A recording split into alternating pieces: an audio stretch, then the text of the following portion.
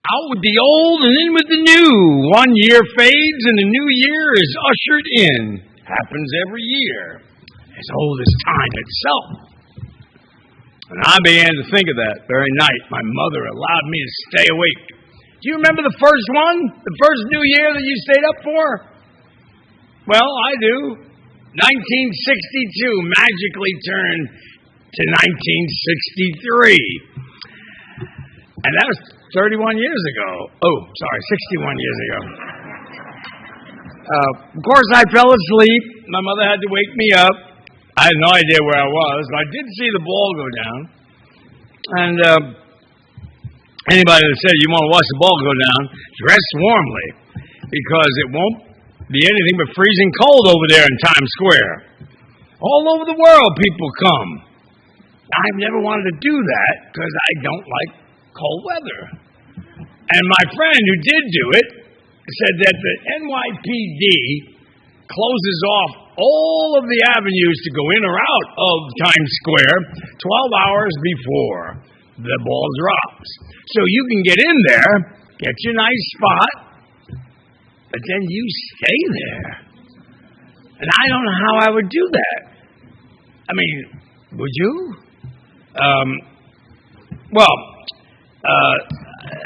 Some things are just left up to the imagination, I suppose. Now, of all things I've done in my life, I do not have the desire in any year coming or since to do that, to stand there just to say, I was there as the ball came down. 10, 9, 8, 7, 6, 5, 4, 3, 2, 1. Ball comes down, you kiss anybody that's there. Guy Lombardo was in the Waldorf Astoria, I remember hearing, and everyone listens to Auld Lang Syne. People kiss anyone that's near them. Then came Dick Clark and Ryan Seacrest, Anderson Cooper, Tassie Griffith, Andy Cohen, a whole bunch of performing stars. And just like boys with running teenage hormones, when their first, crush girlfriend allows them to carry their books home, when the new year crosses over, we all watch that Waterford crystal ball drop. And we begin to do something that involves great risk. We dream. Some of the dreams are unrealistic. We draft something called New Year's resolutions and see how off the chart we go, because our dreams for our lives are going to be better in 2024 than our lives were in 2023. Are you with me on that? All right. But that's what we said last year and the year before that, and on and on and on. So what word of hope could I offer you as your minister in such a hard world? Forgetting our regrets, what do we have to look forward to in 2024? A leap year. Oh, that didn't do much. Let's see. Presidential election year.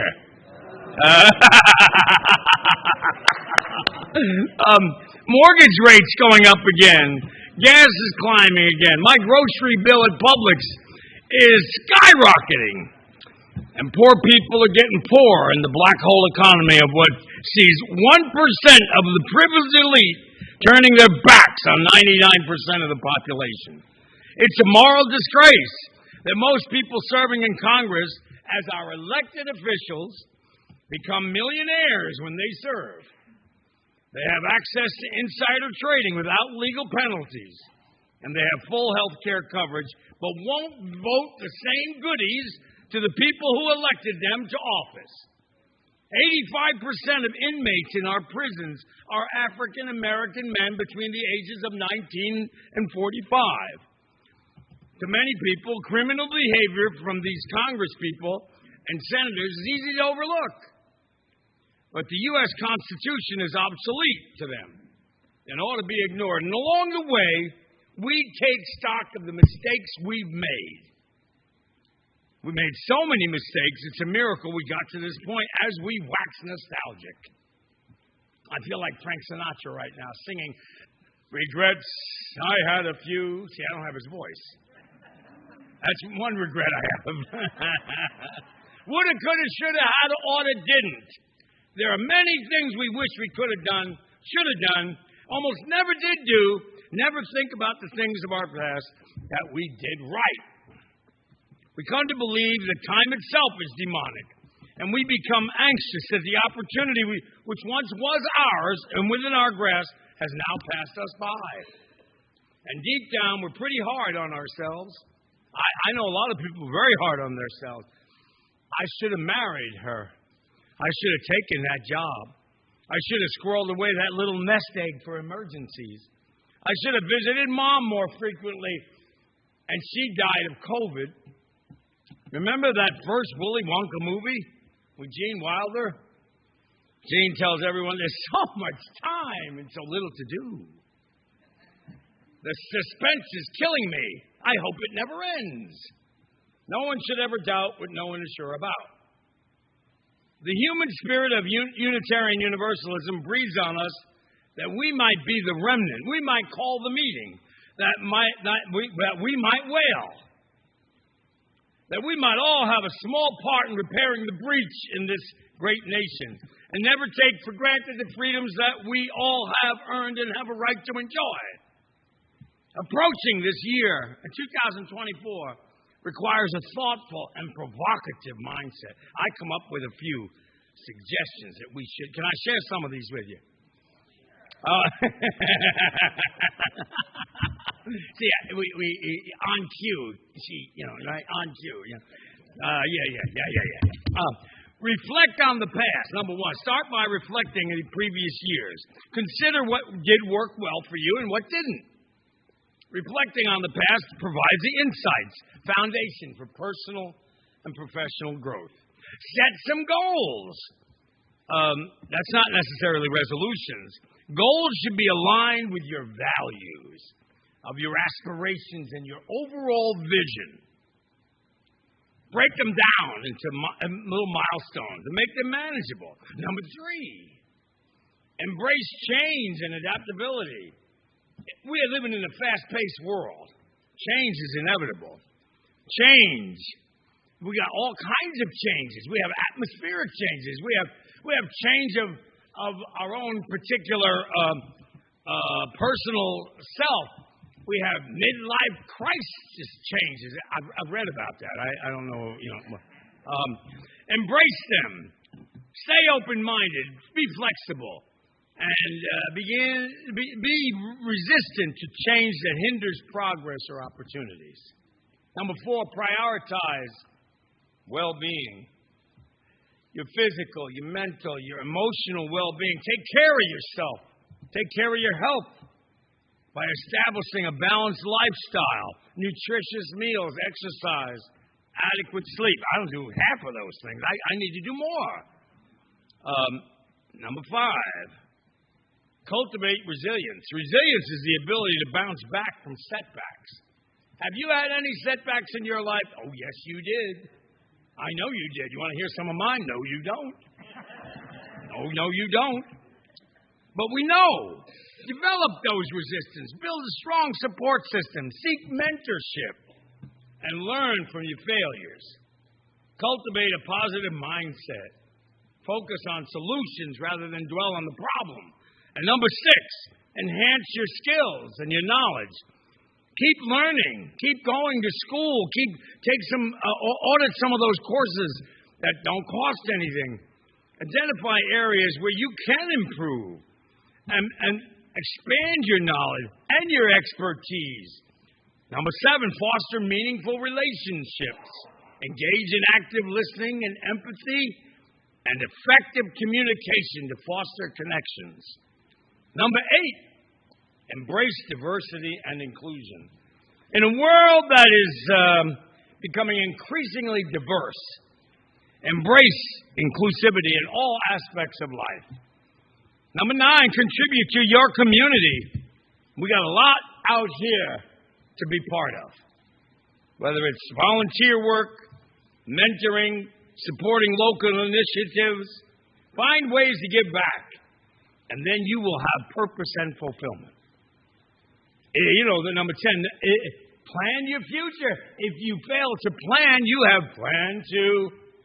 There you go.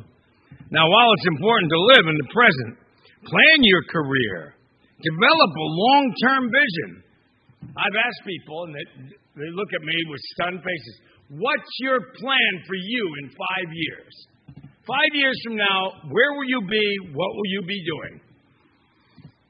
Gee, I don't know. Well, number 11. I should take my own advice on this. Embrace technology. All right.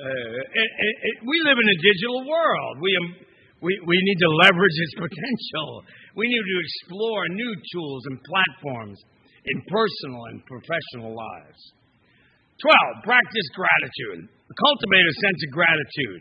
Keep the gratitude in your journal or practice daily gratitude exercises. People are not grateful like they were. And for your overall well-being. Stay informed. Act locally, but think globally. Develop critical thinking to navigate through the vast amount of information that's out there. Number 14, minimize environmental impact. Take steps to reduce your environmental footprint. And adapt sustainable practices, like recycling and conserve energy and water, reduce waste. You contribute to a healthier planet when you can do that. Just don't buy an all-electric car, because I did, and I'm always going over there and sitting there to get charged. And you know what I think about? Why did I buy this car when I could have bought a hybrid? But that's just me. I mean, but do whatever it takes for you to stand with people who are trying to conserve. 15, celebrate your milestones. Why not? Acknowledge your progress. Be motivated to keep going forward. And we've got to feel that we could build a platform, a kind of pulpit for the poor, low wealth, impacted people of every race.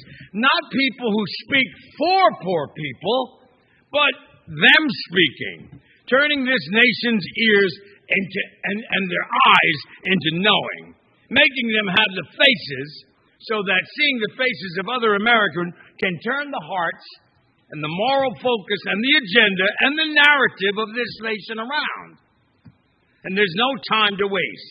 Democracy versus becoming more and more of an oligarchy, which only leads to an autocracy, which is the battle of our time.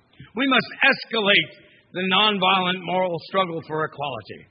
It's time to make ending poverty a top legislative priority by ending poverty and low wealth in 2024. We can't accept this. We can't accept 43%, almost half of the nation, is living in poverty and low wealth.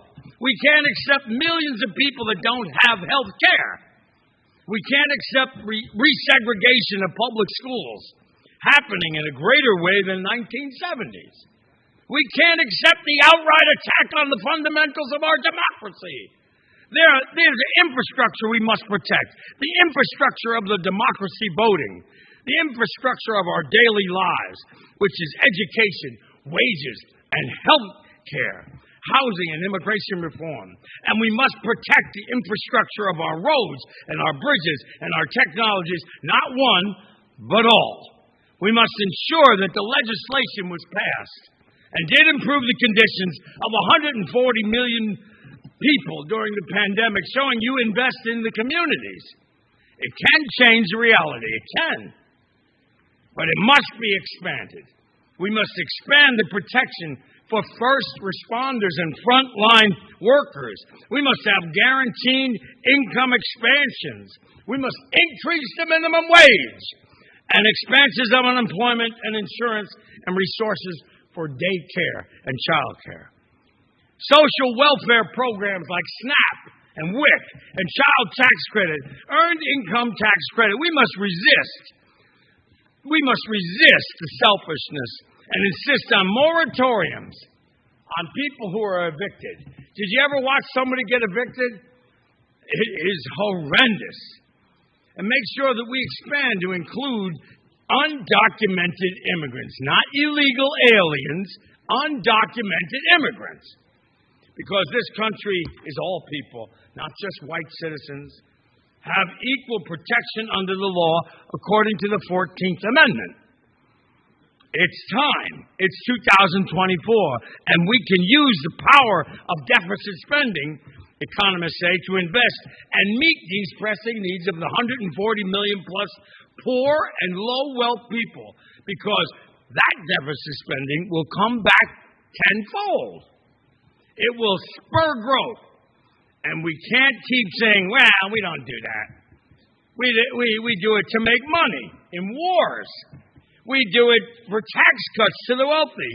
We can no longer allow politicians to be slaves to corporate and greedy sources, but give up the little consciences that they have that's left to serve humanity. We do have a problem with our American economic system. We do. And it's called our collective conscience. The real problem is not realizing how interrelated we are.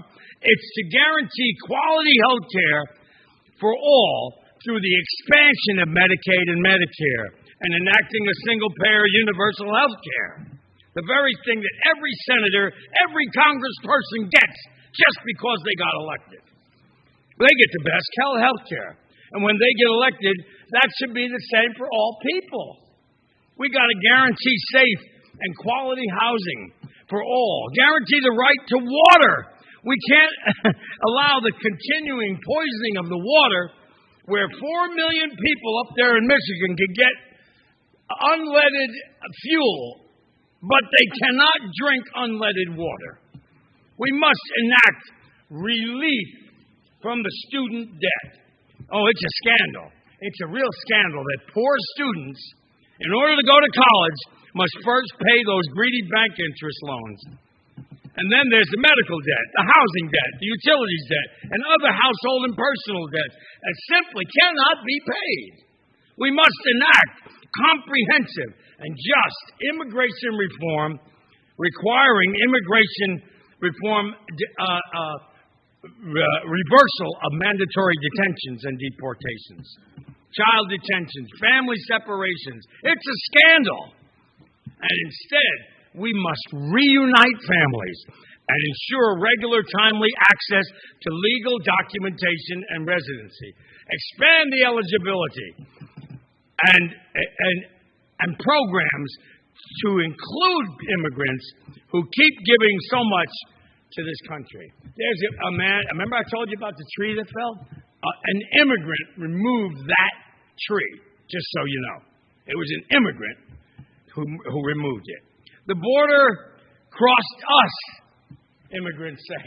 We did not cross the border because Arizona, New Mexico, Texas, California, at one time they were all Mexico. We must ensure the rights of indigenous people. The people of this land, this is the scandal of all, the Native Americans, including the right to the lands that they have. We must block drilling and fracking on their sacred ground, which destroys their land, simply because we can do it to them. Yes, we must face climate reality and climate issues, and we must create jobs in that way. We must end unjust mass incarcerations and violent policies based on the demands of grassroots organizations and communities, who are the most egregiously impacted by these policies. Well, we must look at what Dr. King reminded of for all of us. Dr. King reminded it involves all of us. Yes, African Americans may be the most percentage-wise targets, but see it in its totality. Native Americans have to deal with violent policing and immigrants and Latinos and even the poor and many of our white and Asian brothers and sisters. We must do even more. We must, when politicians, greed and money are to kill and murder in the hope of the possibility of having their form of democracy. We must do more. Yes, we must do more because we're better than this. We must do more to become a perfect union, to be a perfect union.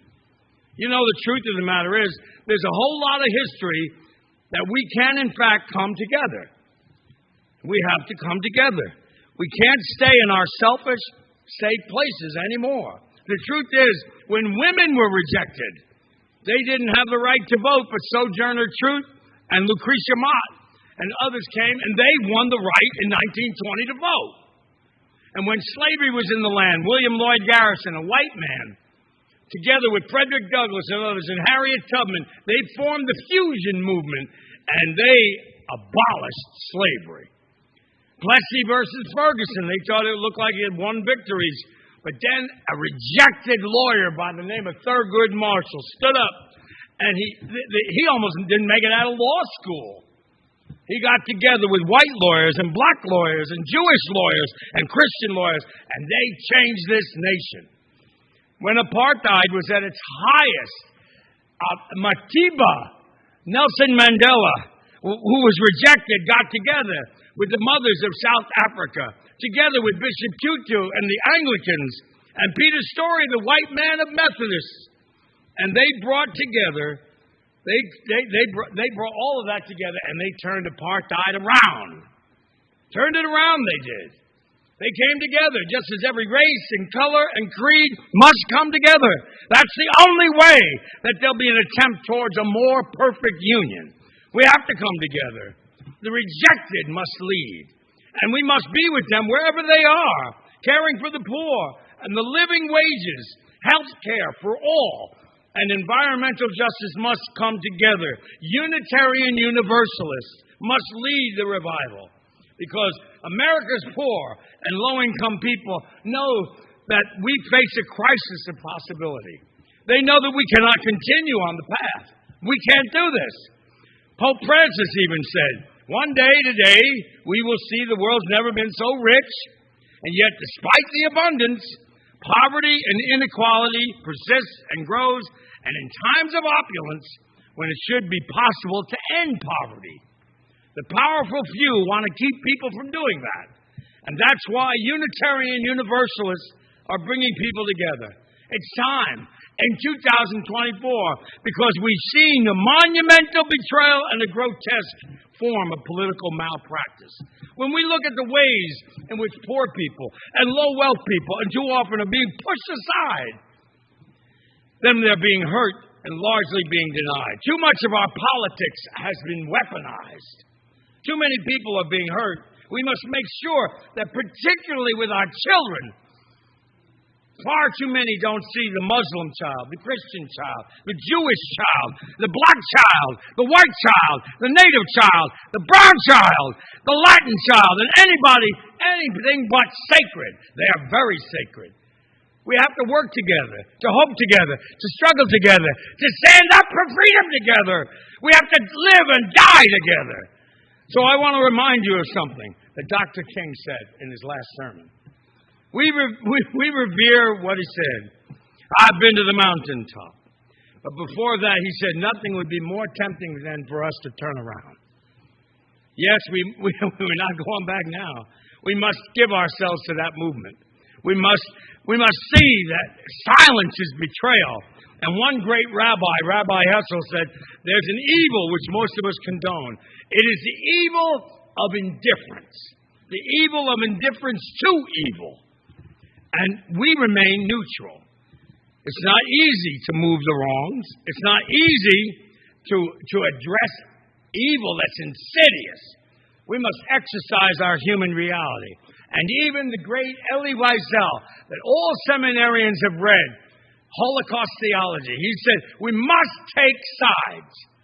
That neutrality helps the oppressor, never the victim. Silence encourages the tormentor, never the tormented.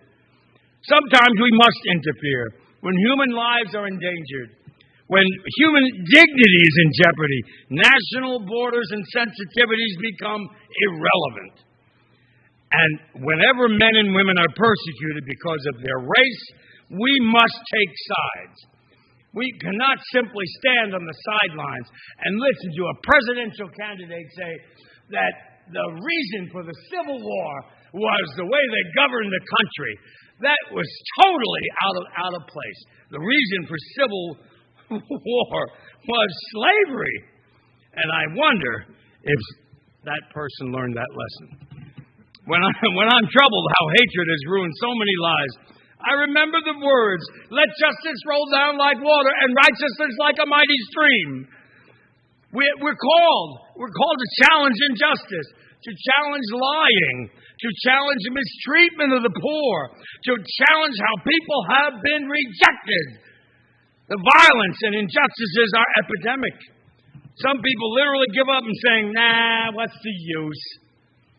And my answer to those people who throw in the towel, I just know Unitarian Universalists are people who will fill up the streets, who will shut down the malls and factories, who will cry and wail, who through something that is wrong will cry and not be satisfied with injustice, who will cry and wail and recognize there's some possible alternatives to what they know and what they see. Unitarian Universalists know that they're calling when they hear you. They know, they see you assemble for battle. They see that you're willing to shut down those streets and those factories. And when they see you in the public square crying about the realities. Unitarian Universalists will come and help a remnant of people. It's like the remnant, it wasn't everybody, but it was the abolitionist movement. It was the remnant sovereignty that wasn't always everybody. But a remnant will call the meeting. A remnant will be in the meeting of the poor. Call the meeting of the rejected. Call the meeting of every race, creed, and color. And every religion and every faith, and even those without particular faith. They believe in the moral arc of the universe too. This is the only thing that's ever changed a nation. It's not just that we have a day, but we have a declaration. Dr. King's speech, I Have a Dream, that was a declaration. Remember, he said, 1963 is not an end, but a beginning. Because of that, because of the end, Dr. King said to people, go back to your family, go back to your people, go back to where you know your safety is. Go back, and knowing that you will be free. They were inspired to keep working, and they went back to work. And that's what we must have. We must do more mobilizing, organizing, registering, educating, and empowering. That's what must happen. The rejected must come together and have a meeting. And that meeting must be a declaration that we won't accept anything less than the one nation, indivisible, with liberty and justice for all.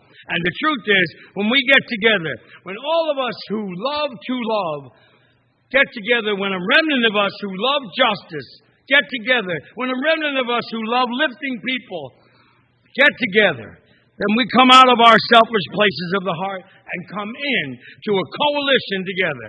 When a remnant of us who love mercy, who get together for that day of justice. What a day! What a day of transformation. What a day of newness. What a day of possibilities. 2024. That's our time. It's a time when we need that remnant. I need you now. We need to mobilize. We need you to cry. We need you not to be comfortable. We need you to wail.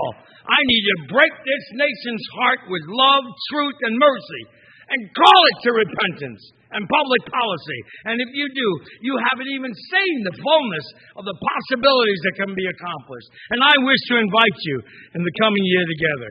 The remnants of shutting down factories, the streets, the schools, the malls, you name it. Martin was trying to do it, and they shot him in the head.